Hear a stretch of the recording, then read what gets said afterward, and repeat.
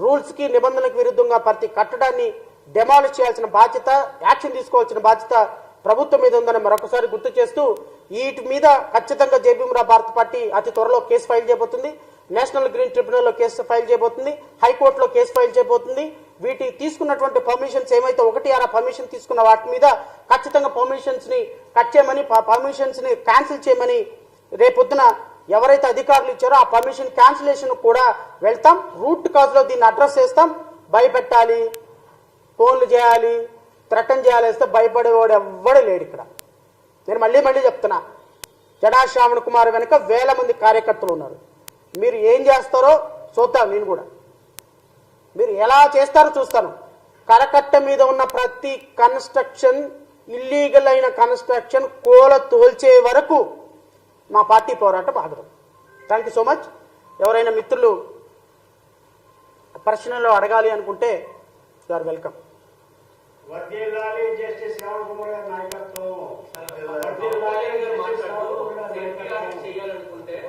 పరిశ్రమలు రావు కాబట్టి ప్రభుత్వం వద్దన్నది, అందుకని వెనకడిగేస్తామని మాట్లాడారు.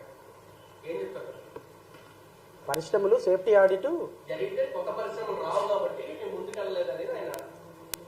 ఈ మధ్యకాలంలో నేను ఒక మేబీ అతను ఫిలాసఫరే అనుకుంటా, నాకు తెలీదు. ఆ ఫిలాసఫరు ర్యాండమ్గా ఇలాగ ప్రెస్ మీట్ పెట్టి ఆ ప్రెస్ మీట్లో ప్రశ్నలు అడుగుతున్నప్పుడు ఆ ఫిలాసఫర్ని ఒక అతను అడిగారు. ఐ థింక్ హర్యానాలోనే ఎక్కడో అనుకుంటా. Sir is holding good position, ఎవరైతే సమాధానం చెప్పే అతను. సార్ మరి ఆడపిల్లల రేషియో మగపిల్లలేమో 1000 మంది ఉన్నారు, ఆడపిల్లలేమో 938 మంది ఏమో ఉన్నారు, మగ పిల్లలేమో 1000 మంది ఉన్నారు. సో 70-80 మంది షార్ట్ అవుతుంది, ఎట్లా దీన్ని బ్యాలెన్స్ చేయాలి అని అడిగినప్పుడు ఏముందండి బ్యాలెన్స్ చేయటం ఏముందండి, ఆ పిల్లలకి లేనప్పుడు ఒక్కొక్కళ్ళు ఒక 70 మంది 80 మంది 2 ఆడపిల్లల్ని పెళ్లి చేసుకోవడానికి లీగల్గా పర్మిషన్ ఇస్తే సరిపోతుందండి, బ్యాలెన్స్ అయిపోతుందండి ఆడపిల్లలు అని చెప్పారు. సో ఎక్సెస్ ఆడపిల్లలు ఉన్నప్పుడు తక్కువ, ఎక్సెస్ మగపిల్లలు ఉన్నప్పుడు తక్కువ ఆడపిల్లలు ఉన్నప్పుడు వీళ్ళని ఒక్కొక్కరిని ఇద్దరిని పెళ్లిళ్ళు చేసుకోమని చట్టం జడ్జిమెంట్ చెప్పేటువంటి అద్భుతమైనటువంటి నాలెడ్జ్ ఉన్న అలాంటి ఉప ముఖ్యమంత్రి మనకు కూడా ఉన్నాడు. ఏమన్నారు ఆయన? సేఫ్టీ ఆడిట్ మరి సేఫ్టీ ఆడిట్ జరిగితే కొత్త పరిశ్రమలు రావు అనుకున్నప్పుడు అసలు పర్మిషన్స్ ఎందుకు, దానికి ఆడిట్లు ఎందుకు, దానికి ఫీజు కట్టించుకోవటం ఎందుకు? ఎవడైనా వచ్చేసి ఏ పరిశ్రమ మనం పెట్టచ్చని ఒక జీవో ఇవ్వమనండి సార్ని. అప్పుడు ఎవ్రీడే ఇప్పుడు మీకు మహమ్మద్ బిన్ తుగ్లక్ ఐడియా ఉంది కదా మీకు, ఎందుకంటే ఈ ఉదాహరణలన్నీ మీరు అడిగే ప్రశ్నకు సమాధానం చెప్తున్నా. ఆయన నా పర్సనల్ ఒపీనియన్ కాదు, మీరు చెప్పారు కాబట్టి చెప్తున్నా. పాలకులు ఎలా ఉంటారు అనేది. తుగ్లక్ అని ఆయనకి బిరుదు ఎందుకు వచ్చింది? ఎందుకు వచ్చింది చెప్పండి? తుగ్లక్ అని ఎందుకు వచ్చిందంటే, తుగ్లక్ అని ఆ దేశం మొత్తంలో సహజంగా ఏమవుతుంది అంటే ప్రభుత్వమే కరెన్సీని ముద్రిస్తుంది కదా. ఇప్పుడు మీరు డబ్బు సంపాదించుకోవాలి, 20,000 జీతం వస్తుంది, నాకు 1,00,000 రూపాయలు వస్తుంది, సార్కి పెన్షన్ ఒక 30,000 వస్తుంది. సో తక్కువ డబ్బులు వస్తున్నాయి చాలా మందికి అని చెప్పేసి తుగ్లక్ ఏం చేశాడు అంటే, మీకు డబ్బులు ప్రింట్ వేసుకునే ఆప్షన్ ఇచ్చేసాడు.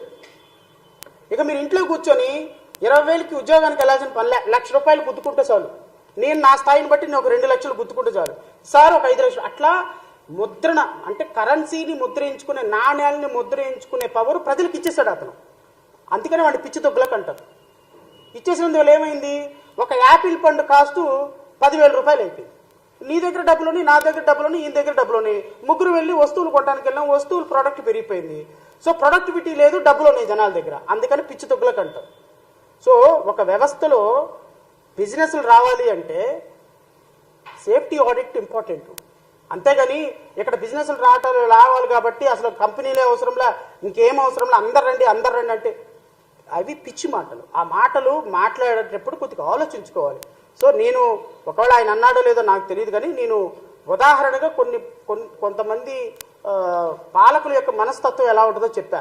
సో అలాంటి ఆలోచన ఏమైనా ఉంటే ప్రభుత్వానికి విరమించుకోవాలి, అది తప్పు. సేఫ్టీ ఆడిట్ ఎంత కఠినంగా ఉంటే అంత పరిశ్రమల యొక్క డెవలప్మెంట్ బాగుంటుంది.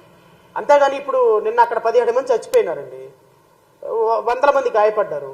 నిన్న దాని తర్వాత వెంటనే పరవాడలో ఇంకోటి జరిగింది ఇన్సిడెంట్. ఇట్లా ఇన్సిడెంట్లు జరుగుతుంటా పోతా ఉంటే అసలు పనిచేయడానికి ఎవడొస్తాడు ముందు? లేబర్ ఎక్కడొస్తారు? స్కిల్డ్ లేబర్ ఎక్కడొస్తారు? Semi skilled labour ఎక్కడొస్తారు?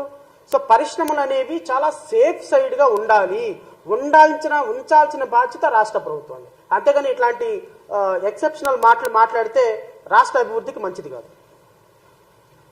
Thank you so much. Please subscribe .news.